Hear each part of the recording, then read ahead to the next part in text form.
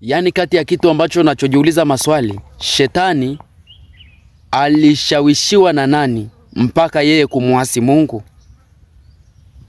Ama kulikuwa kuna shetani mwingine aliyemshawishi shetani kutenda dhambi? Sidhani kama iko hivyo.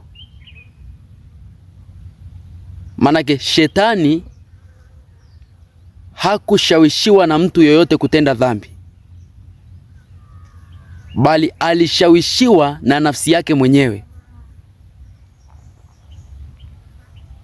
Kwa sababu sisi tumezoea kuwa katika ujinga, tunasema ya kwamba ukitenda dhambi unasema shetani ndiye aliyenisababisha mimi kutenda dhambi.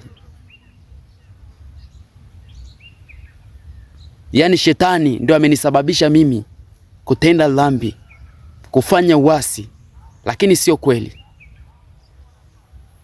Wewe mwenyewe ndio unaweza kuwa sababu ya wewe kutenda dhambi. I tell you truth. Wewe peke yako ndio unaweza ukawa ni sababu ya kutenda dhambi.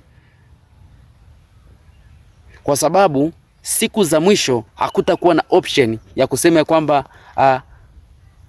shetani ndio alionisababisha mimi kutenda uovu huu.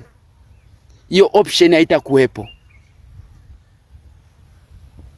Option ya kusema rafiki yangu ndio alionisababisha mimi kufanya uovu huu, hiyo option haitakuwepo.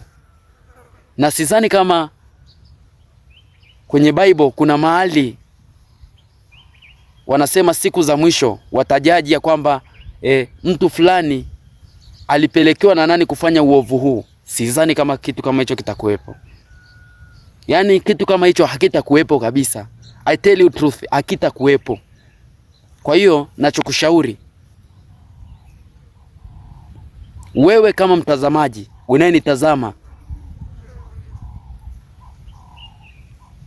wewe ndio unayetakiwa kuwa mlinzi wa maisha yako peke yako. Umenielewa? Yaani wewe ndio unayetakiwa kujilinda mwenyewe, kwa sababu siku za mwisho hautasema ya kwamba mtu fulani ndio aliyenisababisha mimi kufanya hili, bali utahukumiwa wewe peke yako. Utahukumiwa wewe peke yako. Hautahukumiwa na jirani yako, hautahukumiwa na shetani, utahukumiwa peke yako na nafsi yako wewe. Umenielewa? Umenielewa?